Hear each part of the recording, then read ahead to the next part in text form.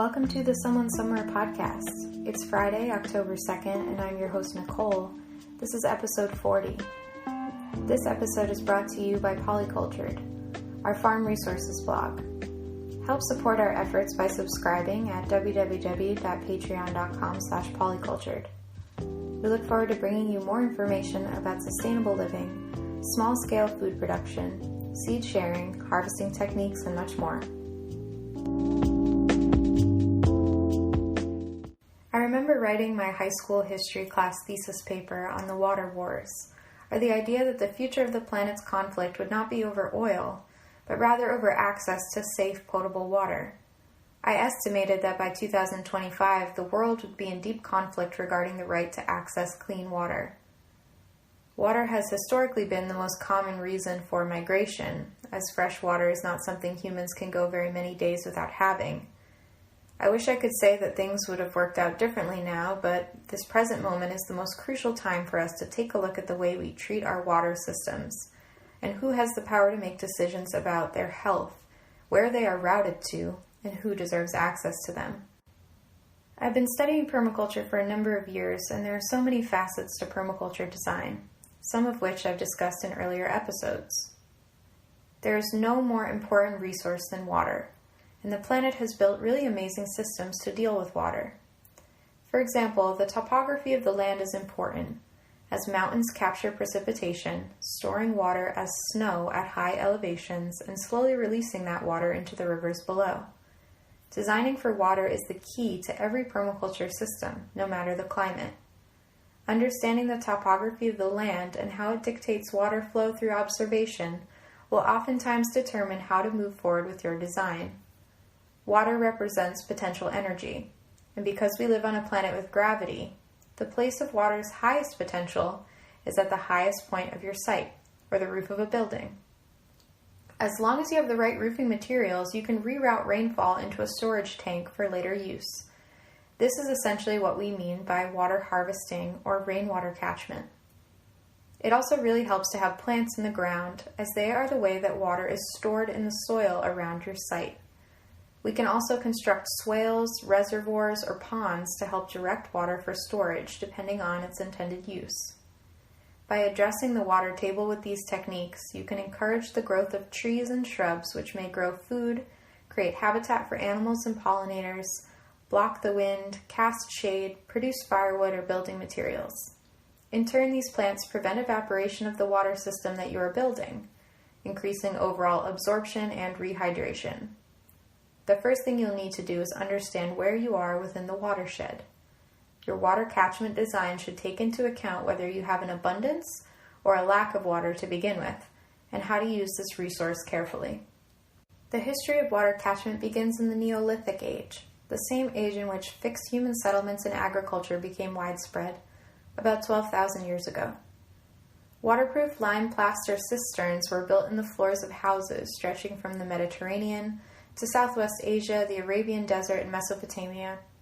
About 6,000 years ago, rainwater catchment was used as water management techniques for dry land farming. Many ancient forms of water catchment have been found around the world, using varying materials from plaster to solid rock and clay. The climate crisis necessitates water catchment. Global warming was, for many years, the mainstream term used to describe the climate crisis, and the term became focused on the mean temperature rise of the Earth's surface. However, we must see the climate crisis in the context of the water cycle. Warmer temperatures cause greater amounts of water to evaporate from the land and the ocean, causing the atmosphere to retain more water. The effect of this is multifaceted. Some areas will experience extreme drought, while others will see more extreme flooding, runoff, and erosion. Estimates predict that each degree of temperature rise will result in 4% more water evaporation. This is a huge problem, as 44% of the world's people are already experiencing stressors related to clean water and access to water. By 2025, it is expected to rise to at least 66%, and these estimates may still be conservative. In addition to water scarcity, lack of drinking water and proper sanitation, and extreme weather events, we have to contend with water privatization efforts. Water privatization is the act of keeping water utility operations, water management, and ownership arrangements under the control of private parties. Private water companies can increase prices on the water they provide, dictate who is able to receive water and who will have their water shut off, and exclude the constituents from decision-making processes. Poorer, more rural, and more marginalized people suffer the most and get lowest priority to access to clean water, while large agricultural sectors and high-class municipalities have priority. This week, CME Group Incorporated announced their $1.1 billion futures contract over California's state water supply, essentially allowing for speculating about the cost of water in anticipation of what Wall Street calls the volatility of water markets. There is a history of criminalizing rainwater catchment systems when under control of private water companies. One of the most famous examples occurred in the 1990s in Bolivia, when an American corporation bought the city of Cochabamba's water utility, raising prices 200%, while simultaneously stipulating that rainwater collection was illegal for local residents. To deal with the climate crisis, we need to utilize rainwater catchment and restoration of hydrology cycles, neither of which are favored under water privatization policies. We must fight for access to clean water and water collection as a human right and a public good. The benefits of rainwater catchment. There are an abundance of benefits to these systems, whether they seek to capture rain or other types of water. The first benefit to harvesting water is that it allows you to provide for your own water supply, improving your sustainability and participating in water conservation efforts. It is free and relatively clean, though sometimes filtration is preferred or necessary. It is environmentally and socially responsible. It is not chlorinated and is the preferred water for irrigating plants. It reduces water runoff, subsequent erosion, and solves impaired water drainage issues. It avoids mass water displacement, which disrupts natural ecosystems. Other than the cost, it is inexpensive, easy to maintain, and regenerative. It can be constructed entirely new or retrofit into existing water systems. It can act as a backup water source as well as a primary water source. It reduces utility costs, both for the individual and for the state's maintenance and expansion of the water grid, which is contributing to the pollution of water supply lines. Water contaminations are more isolated than widespread in these systems. And lastly, it returns water back to the same ecosystem in which it was precipitated on, a net gain of available water supply. Applications for harvested rainwater include drinking water, wash water for showers, clothes, dishes, gray water for toilets, and water for cooking food. Irrigating crops and landscaping, generating electricity via hydropower, raising fish in ponds and aquaponic systems, growing a forest and maintaining wild places on your land, and protecting against fires. Different kinds of rainwater catchment systems. How much water can be harvested? The calculation is 1 inch of rain by 1 square foot of surface area creates 0.623 gallons of water. There are a few different forms of rainwater catchment systems, so I'm going to briefly detail them here. The simplest form of rainwater catchment is a rain barrel system. This is typically where a rain gutter feeds into a barrel underneath the drain pipe, funneling the water into the barrel. The barrel usually has a spigot or a plug at the bottom for a hose to be connected to. Barrels can often be free and upcycled to use as a rain barrel, though you should check to make sure the barrel was not used for anything such as chemicals. You'll also need a sturdy lid to keep out insects and particularly to prevent mosquitoes from breeding. At the top of the drain pipe, you'll want to place a sieve to keep debris from falling into the tank, keeping the water clean. The major issue with rain barrel systems is that it has a limited capacity for meeting human and agricultural needs and can be prone to overflow in rain-abundant areas. The dry system of rainwater catchment is similar to the rain barrel system, but uses larger-sized tanks which are typically located a little further away from the property. It works by siphoning water into the above-ground self-contained storage tank at the top of the container. It's called a dry system because the pipes completely empty of water by dumping the entirety of the contents into the tank from the top. The wet system of rainwater catchment places the pipes underground and below the storage tank. In this way, the pipes are always wet and full of water. Multiple pipes are connected to multiple plugs on the building and are funneled underground, then into an above ground or below ground storage tank. This way, the water level in the pipes remains constant even in periods of drought. Rain barrel and dry systems don't require excavation and thus are easier to build, as well as having less anaerobic and mosquito issues. But wet systems are more aesthetically pleasing and allow you to keep the water tank further from your home. Components of rainwater catchment systems. You can make any structure into a catchment area, but the most common one is a rooftop. There are a few things to consider about your roof and how it impacts the rainwater catchment system. What is the material? Asphalt shingle or wood shingle are only appropriate for non-potable water catchment. If collecting water for drinking, you'll want an earthen or metal roof in which water can slide down immediately to avoid contamination. What is the slope? This determines how quickly water will move from the roof to the catchment system. Steeper roofs are preferred as they help keep the water clean and do not encourage standing water. What is the square footage of your catchment area? This will allow you to calculate how much water your roof is capable of harvesting, depending on how many average inches of rainfall per year. The gutters and roof drain pipes are known as conveyance. The gutters should be sufficiently wide to deal with an intense storm. At least 5 inches wide is preferred. For every 100 square feet of catchment area, you'll need an additional 1 inch of drain pipe and any PVC piping in your system. For example, a 16 by 16 foot roof has 256 square feet. After rounding up 256 to 300, your drain pipes should be at least 3 inches in diameter.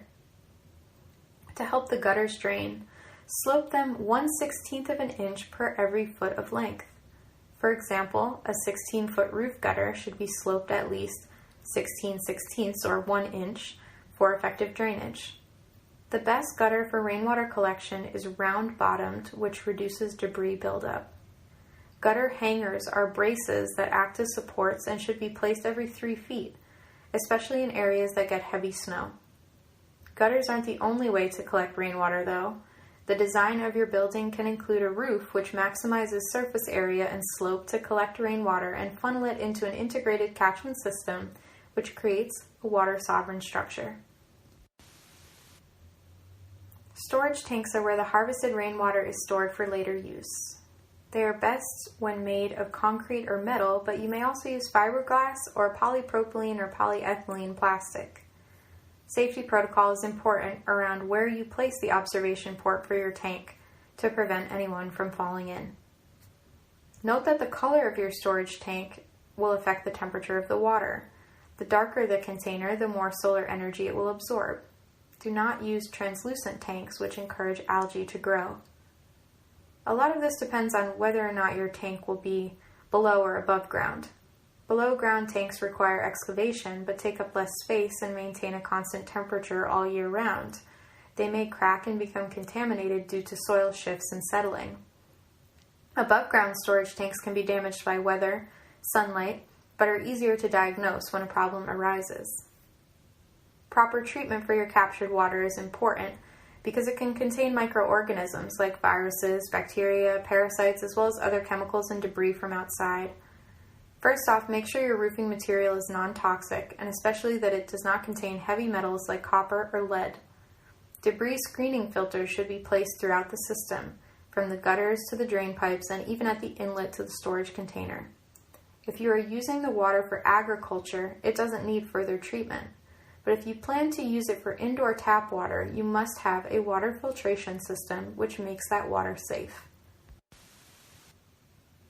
Water catchment that will be used for human consumption requires a water filtration and purification board. This is also known as a WOM, a water organizing module. It's like an electrical box, but for water filtration. As new water enters the tank, sediment will become most concentrated at the very bottom and at the top of the tank. Therefore, the best place to draw water from your tank is in the middle. Typically, the filtration system will begin with an inlet from your storage tank with a ball valve. The valve can be used to turn the water on or off in the entire system. The first filter the water will meet is a spin-down filter with a wide mesh, such as 100. Filter mesh number denotes how big or small the holes in your mesh are per linear inch. Filters are also measured in microns as well as mesh. 1 micron is about 1/25,000th of an inch. Sand is about 100 to 1,000 microns. A human hair is about 100 microns. A particle of dust is about 1 micron. And a virus can be smaller than 0.01 micron. A 400 mesh filter is used to filter out finer particles than a 100 mesh filter.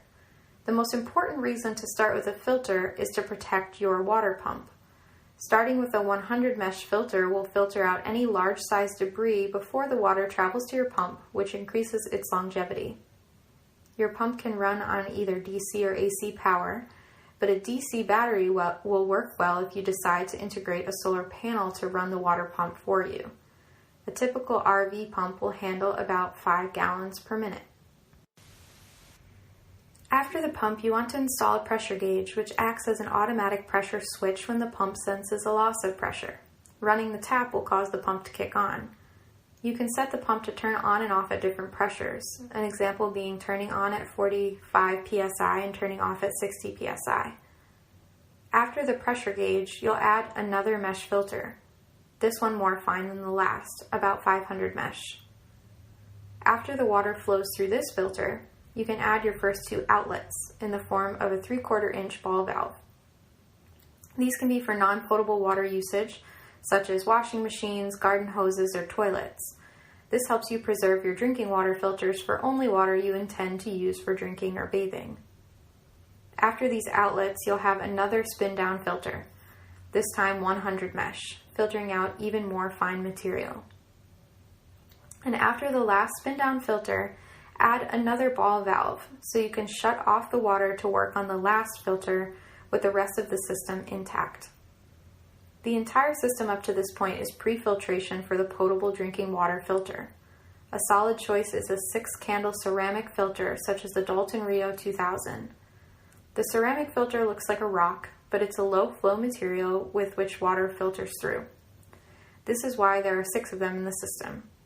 The filter is measured in microns at 0.9 micron. It's meant to filter out extremely small materials such as bacteria. At the end of your filtration system, you'll hope to get around 4 gallons a minute. The outlet of the ceramic filter will usually enter your building at this point. There is one more step, a UV light purification system. This system is designed to kill bacteria and should always be used at the end of the system. Any water going into a UV filter must have already been filtered through at least 5 micron or less. The ceramic filter is 0.9, so well within the standards for this purifier. The bulb should be changed annually. The UV filter requires electricity 24/7 and is less likely to leak if you use non-PVC fittings such as copper. Finally, we've reached the end of the water filtration system. The distribution of the water will depend on where the system is being built and for what purpose. A licensed plumber will be necessary to make sure the purified water can then make its way to your kitchen and bathrooms. Integrating water catchment into sustainable buildings. One of the most remarkable systems for integrating water catchment into buildings is the Earthship model. It is a complete cycle system, including its water model. Earthship model homes use considerably less water by using harvested water 4 times before it is done being used in the home system. This makes it incredibly efficient even in areas with significant drought issues. The system has 3 parts. The rainwater catchment system, which is designed right into the roof of the building, the gray water system and reuse system, and the black water treatment system.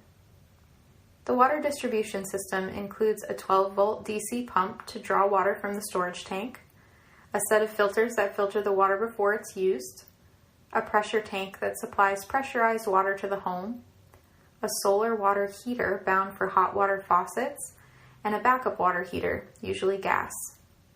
The pumps and filters are mounted to a board at least 2 feet wide by 4 feet tall, with at least 2 inches of rigid insulation behind it to mask the noise from the pump.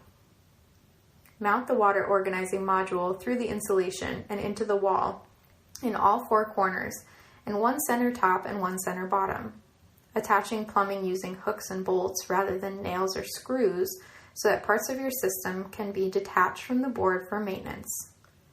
Other materials used include 40 PVC pipe, glue, thread tape, valves, bibs, tubes, clamps, adapters, and fittings. Brass valves are preferred to PVC valves because of the leakage, though most spin-down filters include PVC flush valves, which can be left alone. The first filter is a 50 to 60 mesh spin-down filter to the pump inlet. Then the pump outlet feeds into a 500 mesh filter. Then the water goes into a pressure tank, which is sized for the water usage of that building. After this, there are 2 outlets for water that can be used for the kitchen sink and shower.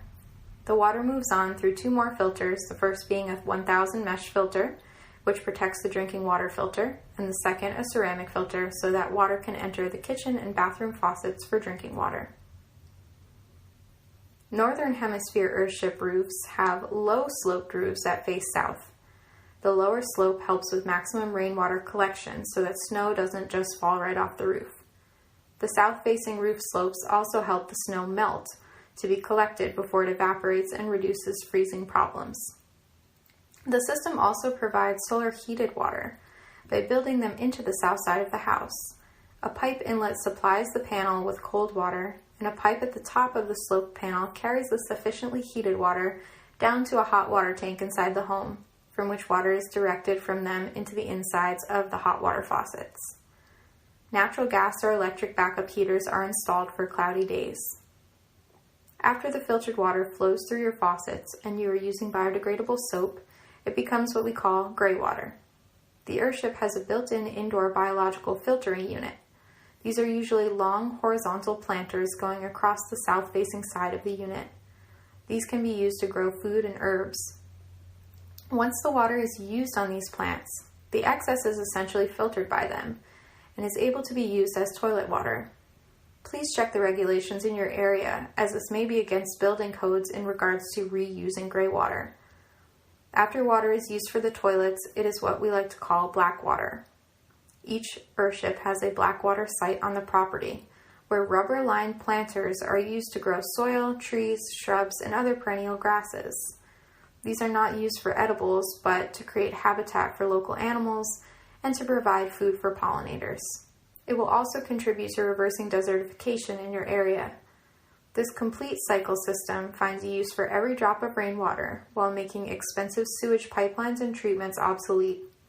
As water becomes more scarce and unevenly distributed, as it has been across history, this system provides a great deal of modern comfort while being remarkably energy efficient.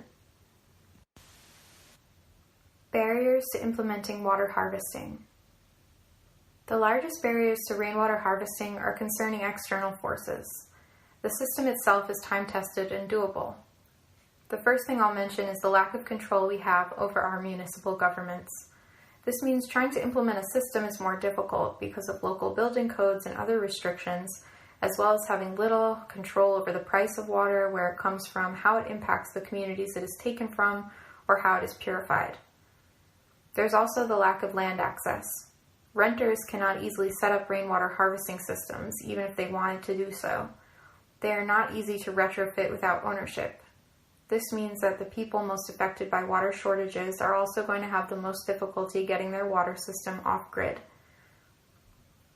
The upfront cost is another barrier to implementing water harvesting.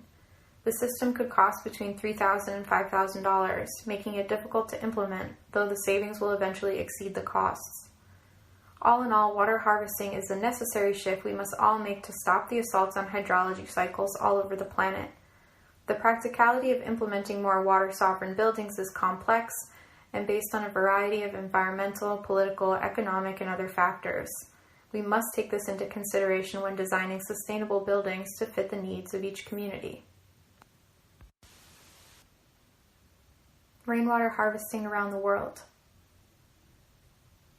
With that said, saying we can't implement these systems is just affirming that we won't implement them.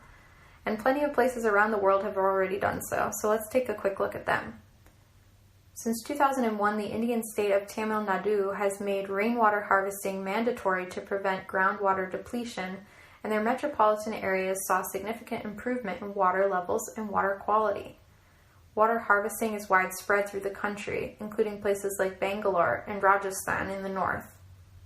Thailand has the largest population of people utilizing rainwater catchment, about 40%. The government started to promote the idea in the 1980s, and by the 1990s, the public and private sectors had contributed to giving out water catchment tanks to home and business owners. Canada has had several law reforms since the 2000s which encourage the use of rainwater harvesting and also regulate its standards. New Zealand, Sri Lanka, China, Argentina, and Brazil also utilize rainwater harvesting for homes as well as agriculture. South Africa is currently studying rainwater harvesting, and Kenya has enough rainfall to supply the needs of its people 6 to 7 times over. Ethiopia could harvest enough water for 520 million people. There is a significant rainwater harvesting potential in countries such as Senegal, Botswana, Malawi, Mozambique, Uganda, Tanzania, Zambia, and Zimbabwe. The Caribbean also uses rainwater, such as in Bermuda and the Virgin Islands, where new construction must include rainwater harvesting. The impact of water harvesting is immense because not only does it deal with water sovereignty and drastically reduces the cost of water, it also restores hydrology of the land you perform it on, and that is an essential process to making these systems work long term.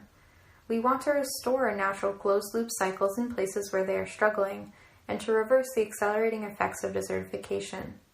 The applications for this could apply to every residential and commercial building and provide plenty for agriculture, but it would present major disruptions to the way the current water system is organized. These battles will be far more difficult than the building or retrofitting of the water harvesting systems themselves. The water crisis is deeply connected to the food crisis, because the industrial agriculture system wastes an immense amount of water and other energy. The system is extractive and will continue to provide less and less nutrition. Water shortages already do affect food supplies and result in environmental destruction. Imperialism has become the most efficient way to control access to water, and water has become a commodity, as I spoke about earlier. Water is often under the manipulation of political and economic interests of the elite, which threatens all of us, but most importantly the victims of imperialism, especially in places that are highly fertile, such as Central and South America, the continent of Africa, and many parts of Asia. If we managed our water use wisely and had a properly functioning water cycle, we would provide for the amount of drinking water in abundance of what humans need, not a scarcity. The structure of capitalism necessitates an elimination of the commons and to exploit resources without regard to their limitations or necessary cycles. In 2016, during the Dakota Access Pipeline protests at Standing Rock, LaDonna Brave Bull Allard said, quote, "The U.S. government is wiping out our most important cultural and spiritual areas, and as it erases our footprint from the world, it erases us as a people. These sites must be protected or our world will end. It is that simple. Our young people have a right to know who they are. They have a right to language, to culture, to tradition. The way they learn these things is through connection to our lands and our history. If we allow an oil company to dig through and destroy our histories, our ancestors, our hearts and souls as a people, is that not genocide?" This to me says so succinctly how water is so much more than a commodity, than a resource to be priced and sold on the market. It is the foundation of all life and human community. It is important to understand that individual water harvesting systems do not solve the water crisis, and that our system of social relations between each other and between ourselves and Earth's resource cycles must change in order to solve the current water crisis. If you currently have access to water while listening to this podcast, it's important to note that the water crisis is not off in the future somewhere. It is currently happening and affecting millions of people across the planet. It is from relative privilege that we talk about solutions to the water crisis, but I hope that this was informative and useful in carving out your own micro-communities which can plan to utilize water harvesting and maybe even water power. We must be action-oriented, learn skills of sustaining our communities, and fight collectively for water rights for all.